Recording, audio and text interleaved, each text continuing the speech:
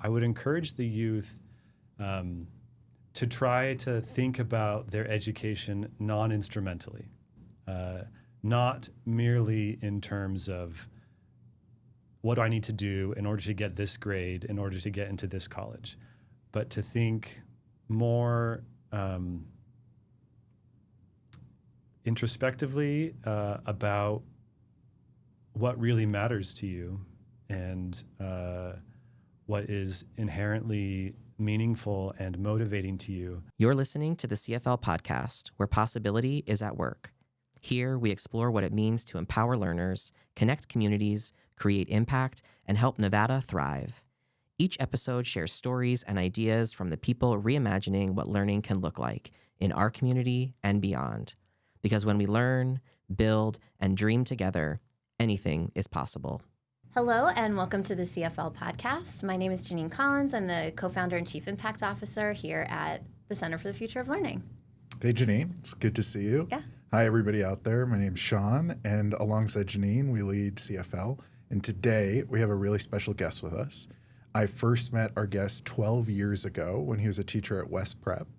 And today, he is the founder of Nexus Charter School, a school that intends to open in the next 2 years that's trying to do things a little bit different from what a traditional school might look like. And so today, we're going to dive into his story, learn about what his vision is for this future of the school, and through that process, uncover what are our own opinions about what education and formal school should look like, and what is the future asking us to change about our environments. Welcome, David Sabey, founder of Nexus Charter School. Thank you. It's so good to be here. We're glad to have you. Can you share a little bit before we jump in, like any questions, just share a little bit about your own background. How did you get to the point you're at today? Like, what are the David Sabey highlights?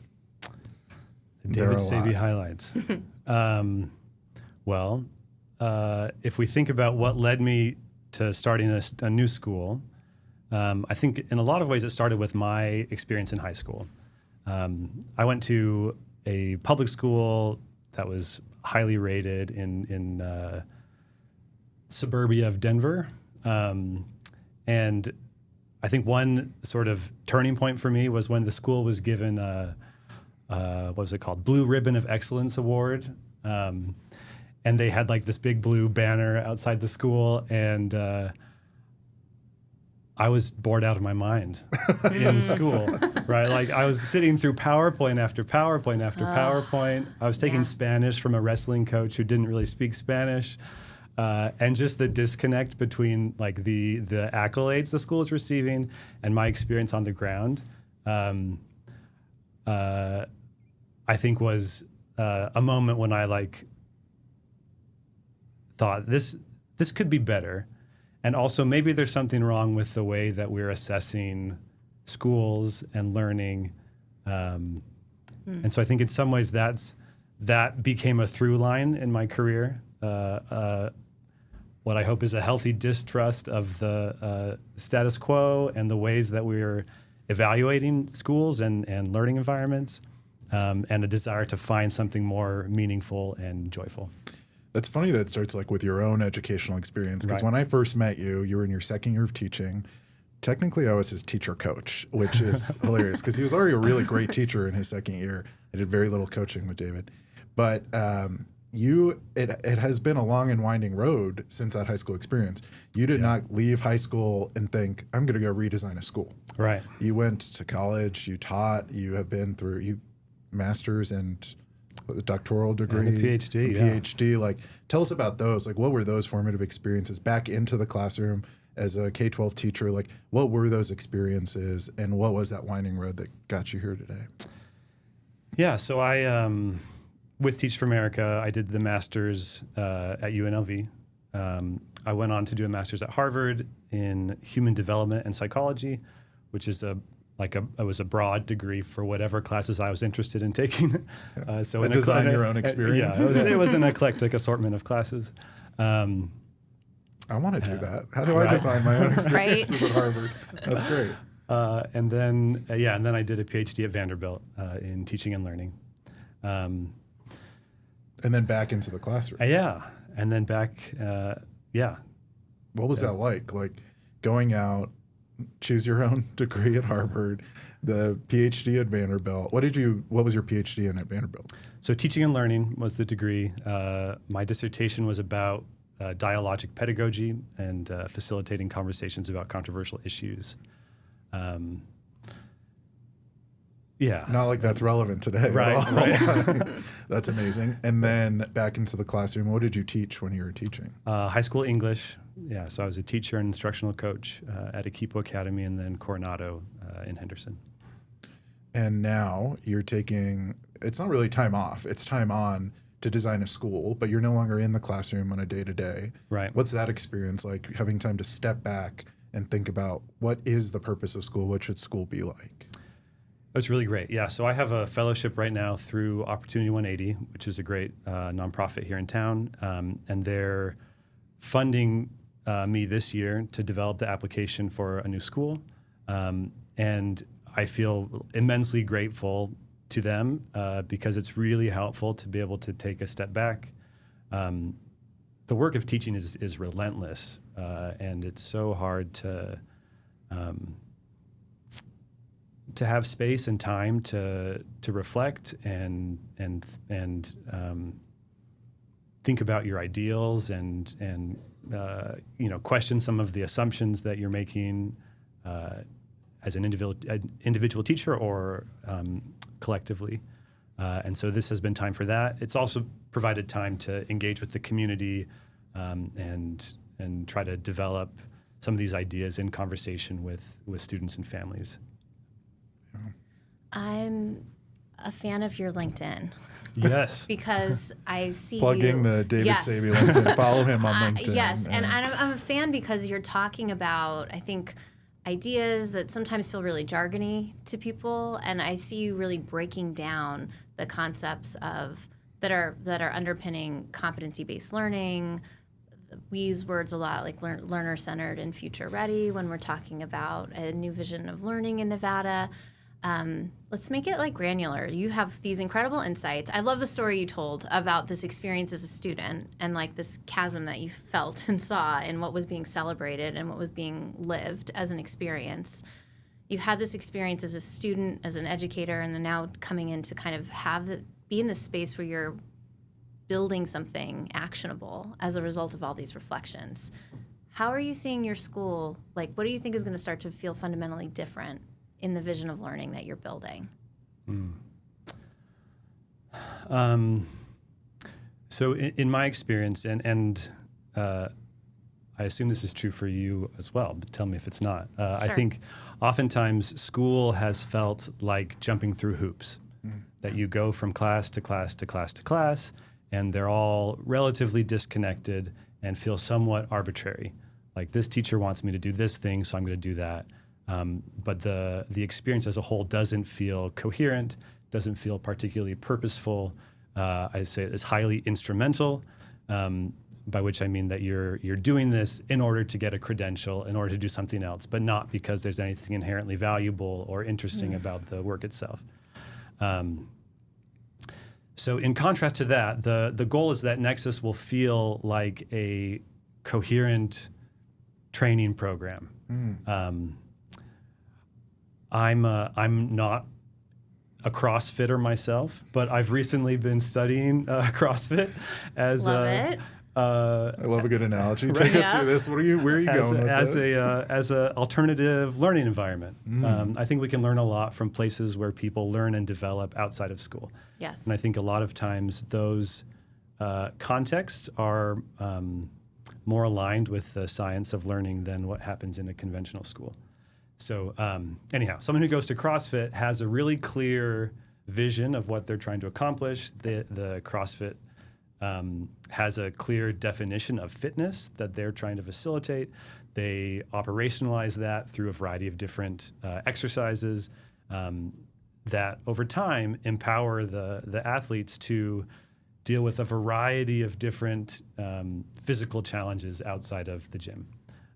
So I think that's a good analogy for what I think a school could be and what we're trying to make Nexus like. So there's coherence, there's transparency, there is agency, and the goal is not just to jump through hoops, not just to check these boxes off, but to do something that's meaningful and that will empower you beyond the classroom. I really love that CrossFit analogy. The high school dance teacher in me really loves that CrossFit analogy for two things that are coming up with what you said. One, the results are really tangible. Sure. Right? You can see the results, you can feel the results, and they're also personal because you're setting your own goals. They're tied to your own health, they're tied to your well-being, they're tied to metrics that you're trying to hit. So I love I love that analogy because there's like a real clear through line around who the assessment is for and why it's valuable. Right. And also sort of the public nature of it. Sometimes we talk about, I'm a parent of two kids, and sometimes I'm always like, oh, is this work, who is this work for? Who is this test for? And if I never see it, I call it like trash can work, right? And sometimes you do a fair amount of trash can work that doesn't feel, I think, aligned to what you were describing, doesn't feel purposeful or coherent or tied to an outcome. So I don't know, I'm excited to think about a full day or a full week or a full years of experiences that scaffold on themselves to feel like I'm hearing a sense of purpose potentially emerge from a set of experiences like that. Yeah, I think so. You want to hear about how I'm envisioning this over time? I do. Yeah. I was going to ask another granular question, like, okay, so tell me more about what this looks like. Well, so CrossFit has like certain dimensions of fitness. Flexibility, stamina, speed, strength, something like that. If you're a CrossFitter out there, I hope you're fact checking this. Let us know in the comments because I am certainly not a CrossFitter. All right. This is based on like 3 articles I read last week. So. Great. Yeah. But I think that that's important because they have clearly defined the dimensions of the kinds of fitness that they're trying to cultivate. And so we have a competency framework that we're developing. Say ultimately, these are the dimensions of intellectual fitness, or these are the kinds of things that we hope to cultivate in our students that we think will empower them in real-world contexts to make sense of the world and take wise action in the world. So I think you begin with that, a clear set of competencies, and then so then the analogy to the whatever the CrossFit workouts are would be the coursework. And so what kinds of experiences can we give students that will allow them to develop those muscles, to get feedback on their performance, to set goals, to improve, and to try again. So at Nexus, the plan is to have integrated interdisciplinary courses where students complete projects. So project-based interdisciplinary coursework that allow them to develop and demonstrate these competencies. Things like analysis, modeling, contextualizing, et cetera. And then alongside that, they have literacy and numeracy labs where they're just getting targeted practice with numeracy and literacy, which we see as the building blocks of these higher order competencies. How's that for a snapshot? I like it. It reminds me of, remember when we went to Newview in Cambridge? Where everything was project-based. I think I've talked about this school with you. It was founded by architects, interdisciplinary, project-based learning. They had, I don't think they called them labs for math and reading, but they knew that their kids needed the academic building blocks, but that wasn't the goal. Right. That was the starting block for kids, and then you had to build on things there. And the way that you describe this as building like a regimen of intellectual fitness, I think is a really valuable framework because a young person thinks about that. They're like, I want to go to the gym to work out so that I have like physical fitness, lifelong physical fitness. It doesn't end when I graduate high school, right? My athletics don't end. Maybe your career in some athletic pursuit doesn't. But like working on physical pursuit doesn't end. And intellectual pursuits don't end when you graduate high school, or even when you get your terminal degree, a PhD. You're still learning. You're still reading. You're still doing those things. And I think if we start to think about education in that way, of learning and building our intellectual fitness through competencies and through a framework that's really relevant to ourselves and our lives, it gives me permission as a learner, just me personally, I'll speak for myself, it gives me permission to think about it in a different way. Not about getting a degree or getting my diploma, but about building a life worth living. Well, and I also heard too, interdisciplinary, because when you leave high school or you leave even college, like knowledge is not, you don't just do math in the world. You don't just do English, right? Everything is, knowledge isn't separate. But it feels that way in school. So I'm wondering, like, would I take an English class at your school? So you would have a literacy lab, which would be a place where you would have the labs would, a literacy lab would be structured around like a module related to a certain period of time. Okay. And so you would read texts from and about that period of time. And then when you demonstrated that you understood, you had developed some understanding about that time period, and could talk about the text that you read, and could even read another text related to that time period that you hadn't encountered in the module, then you get credit for it, and you could advance to more complex texts within that related to that time period, or move on to a new module. And so the idea there is that literacy is not merely a set of abstract skills, but it needs to it's strongly connected to your knowledge base. And so the literacy lab is a place where you're building knowledge and also encountering texts of increasing complexity. So would part of what students, to show competency, would they need to be like assessing change over time during that period? Like, are there some historical concepts that are like competencies that are embedded in that potentially? It could be, but the primary focus of the literacy lab would be volume of reading. Okay. And building knowledge about things. So alongside that lab, you would have a humanities exploration, which is the integrated interdisciplinary class, project-based class. And so in that context, you would dive more deeply into some time period and some texts and have some project related to that. So that would probably be the site for more of that history disciplinary work. Okay, I have one more granular question because I'm trying to build a master schedule model in my mind. Yeah. So would the unit, would you be thinking about time over the course of a day, over a week, over a semester? Like, how do you think about time differently in terms of what kinds of content or how time is being structured so that students are able to engage in these kind of deep dive experiences? Yeah. I'd say two things. First, I think you could think about a daily schedule would probably involve, roughly an hour of a literacy lab, roughly an hour of a numeracy lab, Sure. and then a combined block for a humanities exploration and a STEM exploration. Yep. So that could be like the bulk of your daily schedule. I think the way we think about time differently is that we have decoupled the grading from any particular class or unit. Mm-hmm. So the coursework provides an occasion to demonstrate and develop competencies. It provides structure to do so. Sure. But it's not the only way that you could demonstrate a competency. And if you struggle in one unit, it doesn't become a permanent blot on your record. And so you just get another at-bat with a different project or a revision of that project, and that can occur over any period of time. So I think that's how time is operating differently, not so much in like the daily schedule of what students are doing, but in the relationship between that work and their grades.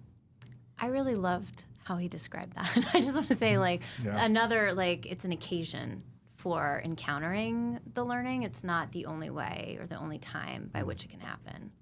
Our friend Superintendent Young in White Pine would really love this conversation. He would really love too. this it's conversation. Like demonstrating mastery in different ways and at different times is what all people need access to. And so that's just a unique way of addressing it. I really like that. So just taking a step back, just for everybody watching this, you might be like, oh, how do I enroll my kid in this school? It's not open yet, right? Like, just to be very clear, you're in the design phase of this. Yeah. I'm legally obligated to tell you it is a proposed charter school. Yes. Does not exist yet. Yes.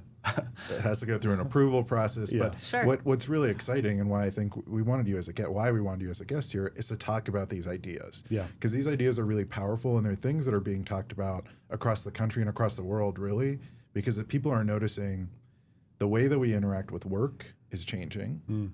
The way that we interact with each other is changing. And the way that like humans are thriving or not thriving in this world, I think are at this precipice of people are like, there's this general unease about the way that the world is going when we look at how our education system is preparing us for this modern world. Yeah. So I think just having this conversation about ideas is really powerful. So thank you for putting them on the table for the world to listen to. Yeah, I hope the world is listening to it. But to discuss it and to like think about how do I even strengthen this before your school opens? Yeah. Because you're going through this design process and presumably like some of the things you're telling us today will be different from day one of opening, right? Right, yeah. Things can still change. This is all provisional. Provisional. What are you learning from? Like, how did you come up with these? Like, what led to these ideas? Where's your source of information other than, of course, your lived experience and all the things? Like, are you looking at different models? Are you researching things? Like, where is all this coming from for you? Yeah. So there certainly are schools that have inspired these some of these design features. For example, like High Tech High is a school that I'm inspired by, and they have integrated interdisciplinary project-based classes. Yep. We've done learning visits there. Yes. Yeah, I love it. I'm also interested in the work of big picture learning and Gibson Eck in particular in the world of competency-based grading. Let's see. I think those are maybe the two like primary school models that have inspired this. I think we'll also have a robust advisory system, which we see at a lot of really high quality schools. I think of Valor. I think of Akipo Academy here in town that have really prioritized advisory in a powerful way. And in fact, our advisory will be built around the portrait of an innovator learner and those four big questions. So that work is inspiring the design as well. That's actually, I was going to ask how, if at all, how you feel that's connected to your work or inspiring, or how you're interpreting the portrait at your level. I'd love to hear more about how you're going to use those questions in the advisory, because that's something we love to talk with educators about, young people. Like, how is that creating a sense of agency, or just helping rethink relationships, experiences, and environments? Yeah. So in my mind, there are sort of two different kinds of competencies. There are what we might call like outcome competencies. So like this is a kind of skill that I want you to be able to have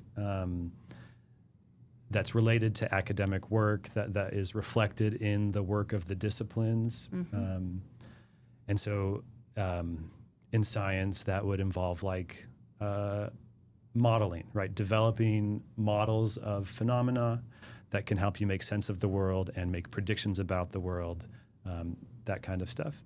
So that's like being able to model is sort of an outcome competency. And then I think of like process competencies, which like how do you get there?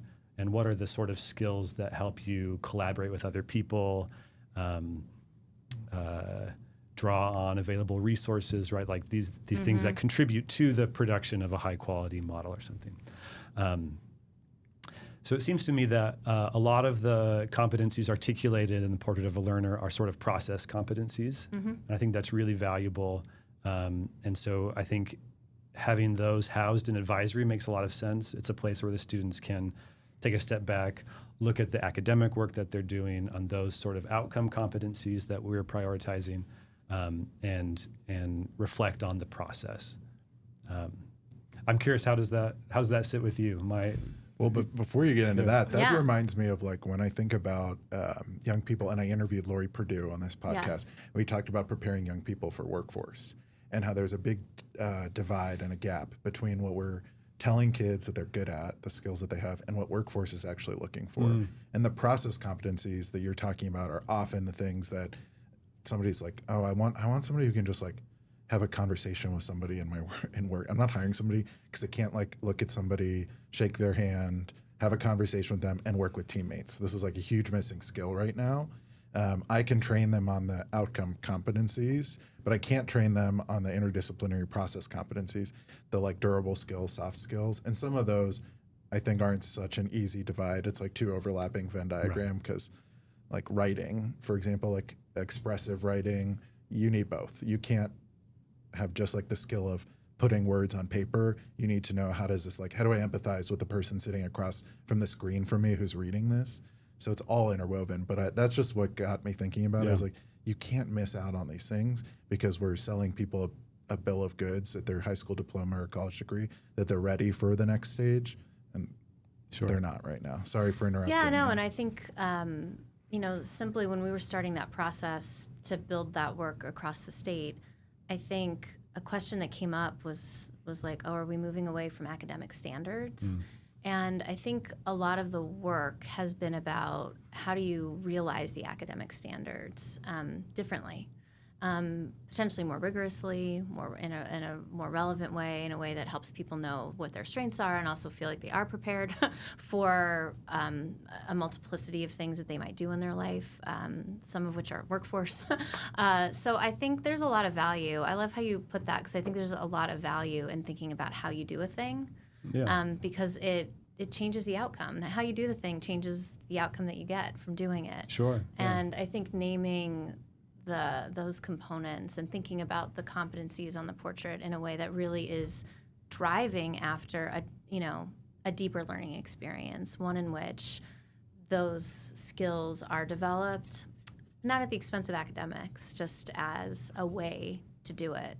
So I find that interesting. I'm excited to see, as your advisory model evolves, how the sense-making that invites from young people. Yeah, me too. Yeah. And I think if you haven't already, White Pine County has an advisory model that incorporates their own portrait of a leader that I think could be a good model for what you're going to do with your kids.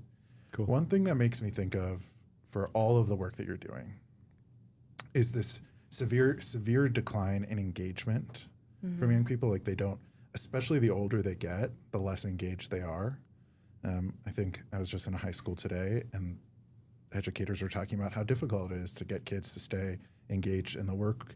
I was in a space where they're like gamifying education because they think that's the way to combat the decline in engagement is like put it in a literal game setting and gamify it. And I don't know if that's the solution, but how are you thinking about engagement, relevance, and like a learner-centered approach where you can't give kids just what they want. That's not right. Like, kids will be the first people to tell you, I need some guidance here. I need to know like some things. You need parameters, but you also really do need to help them see why what they're learning matters.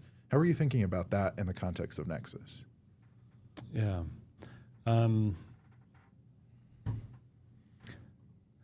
I think. First, let me just underscore what you said. There was a recent study out of Yale, in the past few years, where they were asking high school students how they felt during the school day, and it's predominantly negative. The three most common responses were tired, bored, and stressed. That's the emotional experience of the majority of high school students. By the way, for those of you watching, if you haven't done this, go shadow a kid in high school for a day And those might be the 3 same words you share at the end of the day. Right. I don't actually think sometimes we romanticize our own. Right. You didn't. You were like, this wasn't so good. My high school experience I liked. I don't know. I was like, it was good. It was fine. At the time, it was fine. But now I go back and I'm thinking, the world has changed so much. I'm bored. I'm stressed. Yeah. So sorry for interrupting you, No, but I man. don't think it's a kid thing. It's an environment thing. So, so one approach to increasing engagement and increasing that like emotional experience is to like gamify it, to try to increase the fun factor. And there's certainly some place for that. I think the more fundamental thing that needs to happen is for the work to become more meaningful. I think no matter how like fun and gamified something is, if it is ultimately purely instrumental and like arbitrary, there's only so much that can do. And so I think the more important work is to try to make the stuff that they're doing meaningful. And I think you can do that in a variety of ways. I think having a clear vision of intellectual fitness is a part of that. And if you can persuade students that this is worth developing, that being able to do these kinds of things, to develop these sorts of strength will empower you in the future, that becomes far more meaningful. When I think when students buy into that kind of vision, and it's not just, you need to do this so you can get into college, but like this is the kind of person you want to be. This is the kind of person we need in our society. This is the kind of person that it will take to, to save our democracy, to do that kind of noble work. It will take strength, and you can't just outsource that to ChatGPT. And so I think that's where I would put my money, is trying to make the work meaningful, and I think engagement will stem from that. I love that answer because I think the research shows that 2 things are true. When people feel like something is meaningful for their own lives, they're going to try harder at it. But also this idea of creating a vision for intellectual fitness aligns to some of the research around like metacognition of students' own expectations of themselves being a predictor of success in traditional models. I imagine it will be a predictor of success in the model that you're developing. Like if a kid has their own vision of what they want to be, how they want to be intellectually fit, it'll help them get there. But it's like so much easier said than done. I imagine I'm thinking this like, that sounds great. Wait, but then how do you do that? Like in a literacy lab, in a math lab, in your exploration time, like how do you make it relevant? I'm sure you're still designing these things yet. I hate to put you on the spot, but I imagine somebody watching us and out there, if you have ideas of how to make learning more relevant, please share it. Yes, but please. Like, how are you thinking about that for that time, and how the design of your school may lead to even more relevant learning experiences than a traditional model might? So I think, short answer is I don't know. That I think that is what really great teachers do and figure out on the ground with a particular group of students. So I don't know if you can just, of course you can't just say this is how you do it. But I think there are some principles that apply.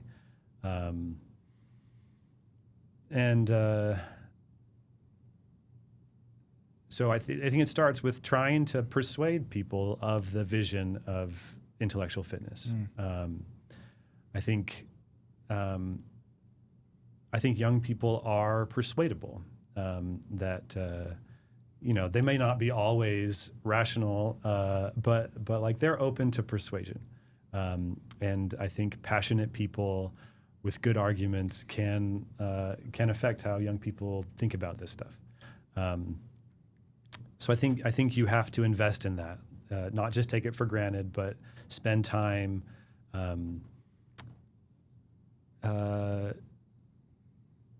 preaching that vision. And then I think another important principle is agency, that you can have a totally coherent system, but if the students feel coerced, they're not going to be particularly engaged. And so I think you need to create structures and processes for students to develop and demonstrate those skills, and then to trust them to make some choices on their own. Maybe we're hammering this analogy a little bit too much, but like if CrossFit. Here we go. if you never let them lift the bar by themselves, right? Like Right. they're not going to develop the muscles. There's a limit Yep. to what they're going to be able to do. So you have to at some point let go and have them shoulder the weight. And then we wonder why we've created like codependency in the system where they're depending on you Right. to like set all the parameters, and it's like learned helplessness. Right. In a setting, I've been on a lot of school settings where it's learned helplessness. Right. And I'm like, oh man, this is Yeah. terrible. I mean, it's sad, but we like schools, and I should say also, I'm critical of school systems and the underlying design of schools. That's not to say that there aren't incredible educators and teachers doing great work. That should be like a disclaimer for Right. all of our podcasts. Right. There are incredible people doing great work. Students, teachers, educators, Yeah. principals, parents, everybody throughout the system. It is, yes. Let's talk. You're But talking that about said, the right I thing. think the systems and structures of school tend to train students in a posture of deference and dependence, and that is not helping them in the long run. Yeah. Yeah, and I think we're thinking a lot about the components of trust, time, and power when it comes to design of spaces, design of learning experiences. And I heard you kind of speak to all of those things. And I think it's not lost. At least when I was listening to you describe meaning, what is meaningful, I think part of that is like who gets to decide. To what degree is the learner empowered to make choices where they can find and develop the meaning in what they're learning, and in what ways are they trusted to do that? Do they have the spaciousness, and is there time for them to explore that? So I really appreciate the way you're rethinking those concepts in the design of a school. And I think there's just a recognition that, like there's a systems, this is a systems issue. Yeah. And what you're doing is going after a new design of learning, and you're coming up against the industrial model, the system as it is. These we like to call them the old systems, but often the systems that are right now. When you put on your systems thinking hat, like what are some of the policies that you feel could help enable more redesign, more models, more excitement around trying to rethink trust, time, and power? So I'll say I'm not a policy person in particular, but I'll share what I'm bumping up against right now as I'm thinking about the school. So the whole school system is premised on like one underlying assumption, which is that passing a class is will reliably yield some meaningful level of knowledge and skill. A related assumption is that a certain amount of time spent in that class is somehow necessary. So really those two ideas together, the Carnegie unit, that a class needs to be a certain amount of time, and then that a passing grade is equivalent enough to some meaningful level of understanding that we can rely on that as the thing we care about. And so with those assumptions in place, we push students through all the required courses, assuming that, well, they passed their classes, therefore they've accumulated some meaningful level of knowledge and skill. So that's the foundation of the school system. And it's just so wrong. Those things are not true at all. There's all sorts of ways to pass a class without developing a meaningful kind of understanding. I'll just share an anecdote here.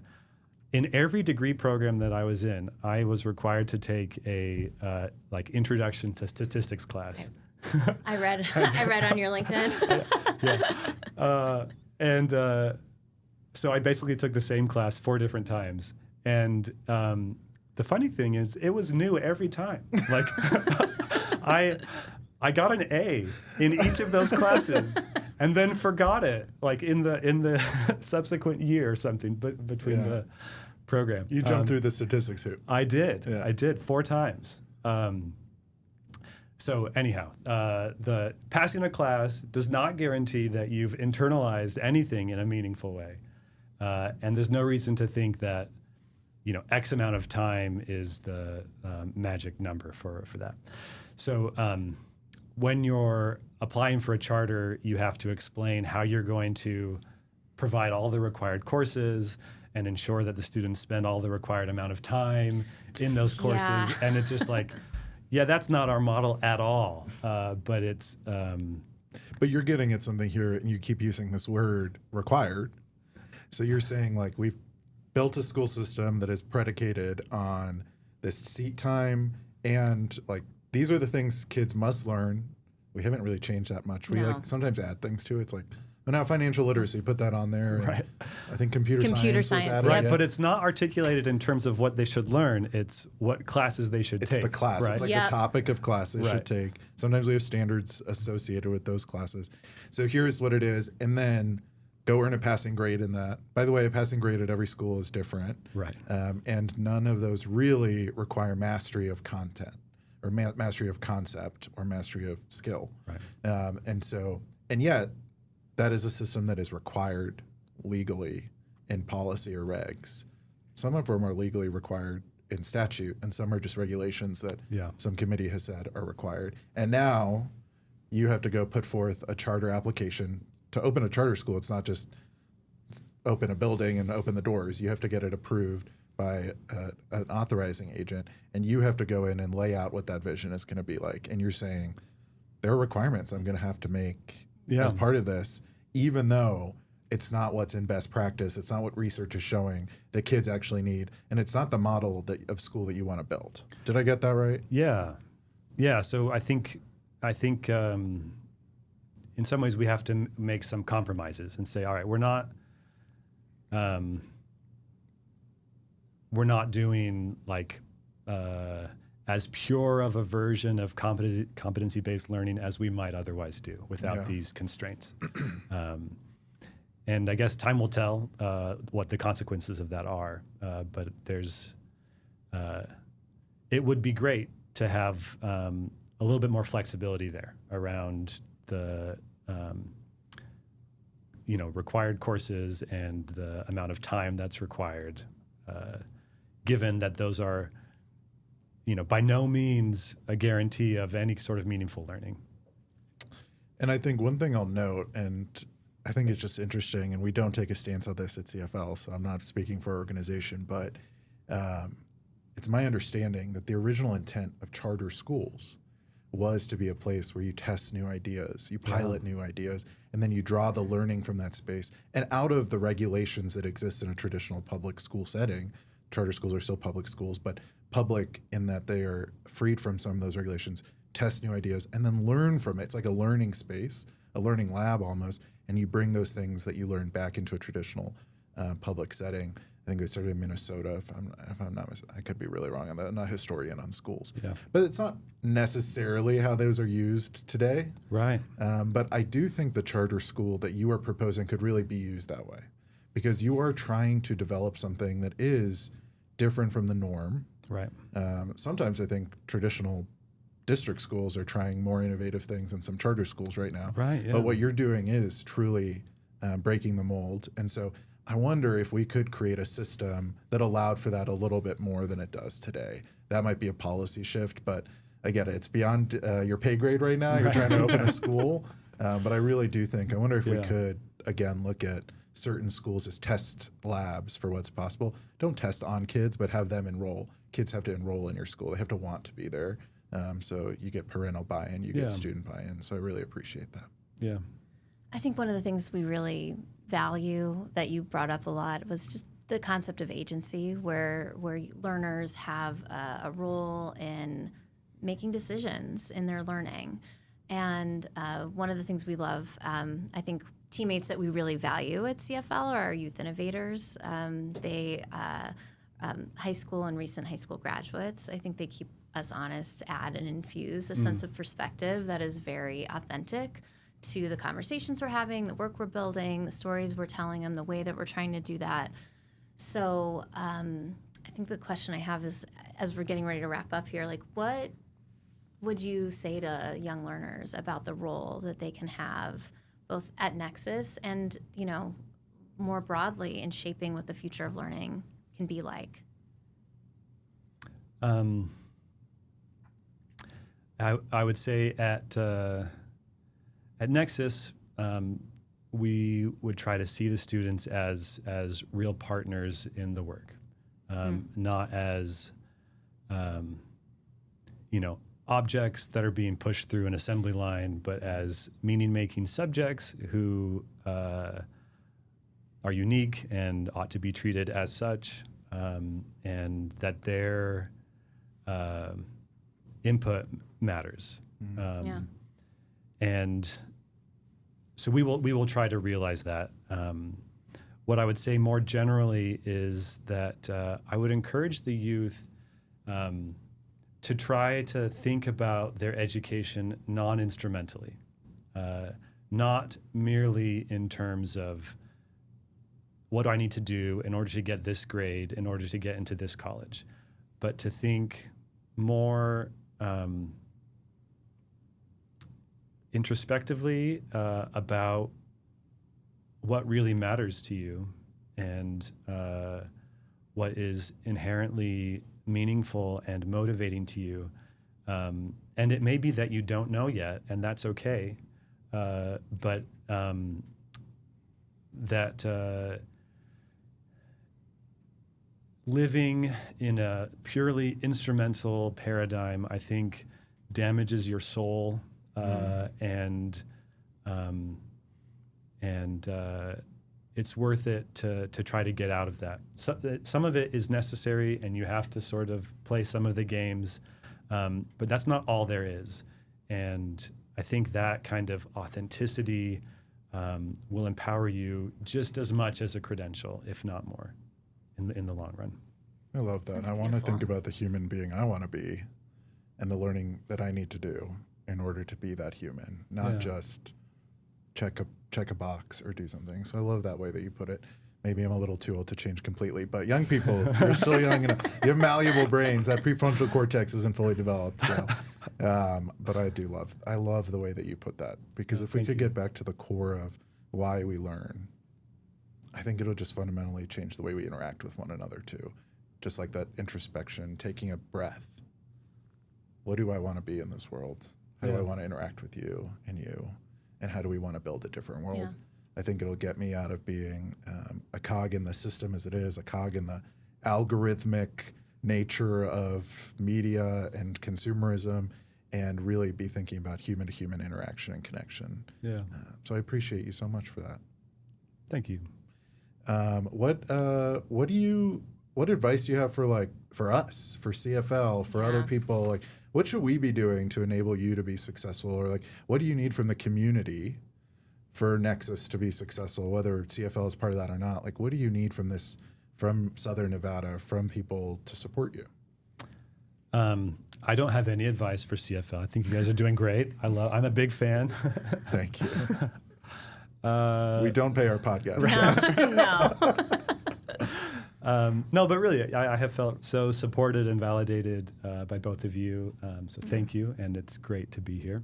I mean, like concretely, what we need with Nexus is like intent to enroll, right? You need to demonstrate that there is a demand for this. So if anyone listening is interested and you have school-age children, please reach out. I do sense in the networks that I'm in that there is a desire for change and to rethink the system. And so I think if enough people come forward and speak up, that we can do that. So I hope the community knows that you don't need to accept the status quo. There are people trying to change it. And the more of us that get together around that, I think the more we can do.